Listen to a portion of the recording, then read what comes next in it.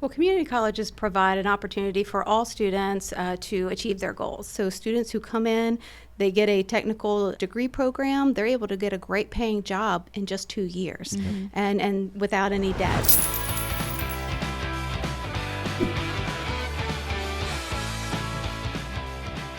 Hey, this is Shay. And this is Carrie, Welcome to the Pocket Change Podcast. where you'll learn better ways to spend, save, and invest and take control of your financial journey.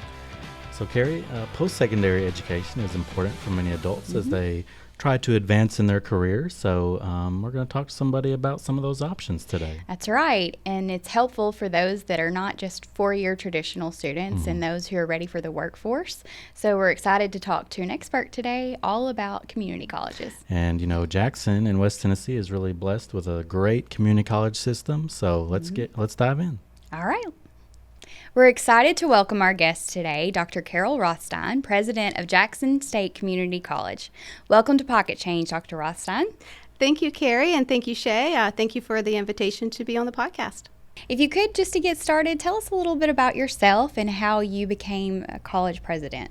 Sure. So, I grew up in a small town in West Virginia, and I am a first-generation high school student. Both of my parents dropped out of school in the 8th grade, and because they had family responsibilities and needed to take care of their families. And, so when I graduated high school, that was, it was a big deal. And, my parents really couldn't help me go, navigate college. They didn't know, there wasn't an expectation to go to college, and they really just didn't know how to help me.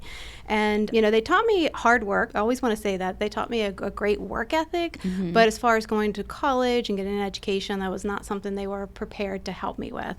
And so, I tried to go to community college and took a couple classes, but I always felt like I was aimless. I didn't know what I was doing or even if I was doing it right. And so I eventually dropped out and I started my family. And it was a few years later when my daughter was around kindergarten age, and somebody asked her that, that age-old question, what do you want to be when you grow up? And she said she wanted to be a nothing like her mom. And I know she was trying to be sweet, but it really struck me that I wasn't setting a great example for my children. I wanted my daughters to see me as an educated woman and to know that, all my children to know that education really mattered to me, and I thought that it was valuable and important. And so I went back to school and I finished my degree. And that's when I started working at a community college in West Virginia. And I was an admissions counselor there, and I really felt like I was helping people that were like me, who didn't necessarily have that support system to help them navigate college, help them determine what they wanted to do. Sometimes they didn't feel like they were prepared enough, or really they didn't have the confidence to go to college. And so I felt like I was the person that could do that for them. That's something that I was missing when I was in their shoes. So I really fell in love with the community college mission at that time, which I felt was meeting people where they are, connecting them to opportunities through education. And so from there, I became a faculty member, and I was teaching individuals and students of college study skills and developmental math, developmental English, and helping them become prepared. And they were a lot of first generation students as well. And so I really connected with the students and felt like I was making a difference. I was then asked by the college president to start a center in my hometown. And so for me, I knew what that meant because it was a small hometown. We were 45 minutes to an hour away from any higher education opportunities. And so starting that center there allowed that community to have access to higher education. And I started the first early college program for the high school students to go. So from that, I realized this is what I want to do. This was my purpose and my passion, was helping individuals achieve their goals. And so that's when I knew I wanted to become a community college president. And so that's when I kind of set out to make sure that I explored all areas in the college, to train in different areas, take up every responsibility, and really learn how a community college really operates and what I needed to do to become a community college president. From there, I became a dean of instruction at a community college in Maryland, and had the opportunity to be an interim vice president of academic affairs while I was there. And then became a vice president of academic affairs at Nashville State in Tennessee. And then I had this wonderful opportunity to be here in Jackson as the president of Jackson State Community College. So that's a lot to say. I knew when I first started this career that this was my purpose. This was something that made me feel like I was making an impact on a community and also on individual lives for the betterment of their future. Well, because you had that experience, you're able to pass that on, like you said, helping other students achieve that and navigate the educational experience. So it's so profound that you're able to step into that and use that gift to help others. Yeah. So, and one of the things I'll just quickly, when I was an admissions counselor, I worked with a mother and her son. She brought her son in. He was 18, graduated, helping him determine a program. And during the course of that conversation, she mentioned that she had always wanted to be a nurse. Wow. And so we started talking about, okay, well, what do you need to do? And she enrolled in our program and became a nurse after a couple years in the program. So that's the kind of change that community colleges make. Yeah, definitely. And so you've been here in Jackson, got to Tennessee via Nashville State, and now over to Jackson State Community College. Been here a little less than a year. So what were your first impressions stepping on the campus and being in Jackson? So the very first thing is, as I got to talk to people at Jackson State, is there are a lot of long-term employees at Jackson State, and everyone there is so passionate. So passionate about the school, passionate about their students, and they love the West Tennessee community. So that was one of the very first things I've noticed. The other thing is, everywhere I go, every meeting I'm in, there's someone who is a graduate or an alumni of Jackson State. They either took dual enrollment classes or they graduated with their associate degree or certificate. They're just really the Green Jays. I always say the Green Jays are everywhere. They're all through West Tennessee and throughout the state, really. So that was another thing that really just surprised me and that I was really thankful to see. We got any Green Jays in the room? Yes. So I started my college career at Jackson State as well. So I understand how much of an impact it can have starting out. So why do you feel that community colleges are important? Well, community colleges provide an opportunity for all students to achieve their goals. So regardless of their background or their academic preparation, they really provide a convenient and accessible pathway to education. You can find everything you need at a community college campus. So we're there to meet everyone where they are and help get them to their goals. We also allow you the opportunity to explore what you want to do. The average college student changes their major 3 times. And so you're able to come onto a community college campus while you have opportunities to explore different program majors, different courses, and all while you're getting your education virtually low cost or free through Promise, through scholarships like Leaders has their education scholarships, Reconnect, all of those things are available to our students so that they have an opportunity to explore what they want to do. It's also a fast track to the middle class, so students who come in, they get a technical degree program, they're able to get a great paying job in just 2 years and without any debt. So it's an amazing opportunity for them. Plus, community colleges are right in your backyard. They're here. You don't have to travel. You don't have to go find a place to live and stay there. And then also they're very diverse. So you get to interact with people from all different, backgrounds and all different lifestyles and everything that they have. They can come in and just talk about, you get to really broaden your horizon on a community college campus. I think one thing you said kind of goes into the next question because you said they're right in your backyard, community colleges. And I know Jackson State has more satellite locations, if you will, in different areas. So it's not just in Jackson, but it may be in Lexington or Gibson County, for instance, where y'all have those campuses where people can go right there instead of having to go all the way to Jackson in most cases. So that's helpful, and that kind of gets rid of one of the misconceptions of community colleges. So what are some more just misconceptions people have about community college? Yeah, sure. So sometimes people think of a community college as a second choice. Well, if I don't get into this school, I'll just go to community college, or maybe they think of it as a lower quality, but all of that is just really not true.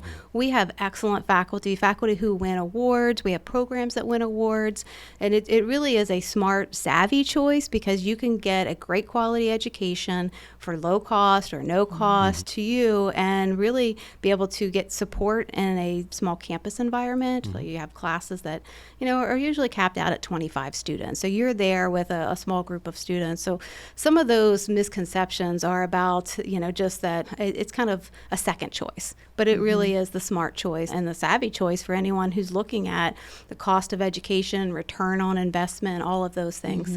It's one of the great things.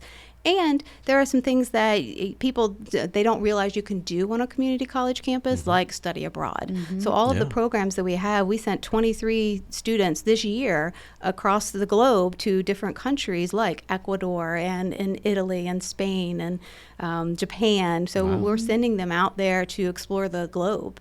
And so those are things that people just don't realize that are available at a community college campus. There's so many amazing opportunities, it sounds like, and I feel like I see you guys everywhere. Yes. So you're definitely in the community. So could you, shifting gears a little bit, share us a little bit about some of the capital improvements that Jackson State is bringing to the campus? Absolutely. I always say facilities matter. And so when students come on campus, I want them to see the quality and the excellence that we provide. And so we're investing $40 million into our campus. We're building a new workforce building for our ENST programs. We're investing in revitalizing our administration building and bringing that up to date and modern. We've just redone all of our parking lots. We have 15 major capital capital projects happening right now, just to do like a renaissance across campus. We're investing in our athletics. So we're redoing all of our athletics, softball and baseball fields and upgrading those, adding restrooms and new dugouts. Because I always say, if you're going to do something, do it well. And so that's what we're looking at, is that where can we do things better and invest in those areas. Well, I think it has made a great impact on the campus because it's beautiful. If you haven't visited Jackson State recently, you should definitely visit. It's really beautiful. I agree, Carrie. You should visit Jackson State's campus and just see how beautiful it is. Our grounds crew are amazing. It's like a botanical garden sometimes when you walk out in the quad and you see the beautiful crepe myrtles and all the flowers that they have out there. But yeah, definitely come They're visit doing a us. great job. I'm sure they'd love to give a tour. And They show would, it off. yes. Oh, yeah. Yes. So you mentioned the Workforce Development Center, and so tell us more about that and what that's going to look like. Sure. So that's a 60,000 square foot building, and our ENST, our Engineering Science Technician program, will move from our current McWhirter building over into that building so that we can expand the cohort. And that's our Advanced Maintenance Tech co-op as part of that program. Yes. And with that, we have 34 industry partners that support that program. And so we're going to be able to support even more industry partners and help them with their workforce pipeline by expanding that program. TCAT is also moving from McWhirter. Their tool and die program is going to move over into the new building. And then we're going to have a community space in there. That's a 200-person event space that we'll have available to do different things in there as well. We'll have a great workforce, modern industrial vibe. And part of that will be what we call flexible training labs. So these are very large open spaces that our industry partners can bring equipment in and out and do customized training in that space as well. So it's really going to be a great presence on our campus to have that there. And so wonderful. these students are working, side by side on different machines that they'll use in the factories they get jobs at right here Absolutely. on campus. That's So right. Yes. That's amazing. Yes. That is great. So this is a financial podcast. So I do have to ask, what is your best financial advice that you've ever received? Well, I'm going to say one of the things that I wish I would have received sooner was really just the investment in education via a community college. I did start and take a couple classes at a community college, but I wish I would have finished there and really realized that the cost of a community college education, again, is low or no cost, and you don't have to take out student loans. So I wish I would have received that versus what I did. I think the community college experience is wonderful. You don't have to take out the student loans, so your ROI is immediately higher when you graduate. One of the things that all three of my children did is they went through community college for their first 2 years and then transfer. So it's one of the things that, again, I wish I had that when I was starting out. I had that advice to finish at a community college first. Yeah, check That's it out. great advice. Get those classes that, maybe those general education classes you need taken care of, and also use your resources like the free programs through the state of Tennessee for tuition, or, like you mentioned, our Leaders Education Foundation Workforce Readiness Scholarships, which supports students going through workforce readiness, that we call workforce readiness programs or certificate degree programs. So those are available, and you can find more information at leadersgives.org. So thank you for mentioning that, and for saying, students should make that smart, savvy choice when investing in their education, and you can do that at a community college. So we appreciate that. And our last question, since this is the Pocket Change podcast, if you had a little extra pocket change, what would you do with it? So I thought about this, and I was thinking about this, just what would I do if I had a little, I just free money here and there. And my husband and I love to go to nurseries. We love to go to Lowe's, and we're always planting flowers. So I would probably go to a nursery and just buy some flowers for to plant around the house, or expand our vegetable garden. We love to be outside, so that's one of the things that we like to do. I love that. We thank you so much, Dr. Rothstein, for being with us today on Pocket Change Podcast. Well, thank you so much for having me. It's been a delightful conversation. Thanks for tuning in to the Pocket Change Podcast. Be sure to rate, review, and subscribe, and check out our full episodes on YouTube. The Pocket Change Podcast was brought to you by Leaders Credit Union, where we power your passion and make lives better. Cha-ching! Leaders is federally insured by the NCUA Equal Housing Lender. Learn more at leaderscu.com.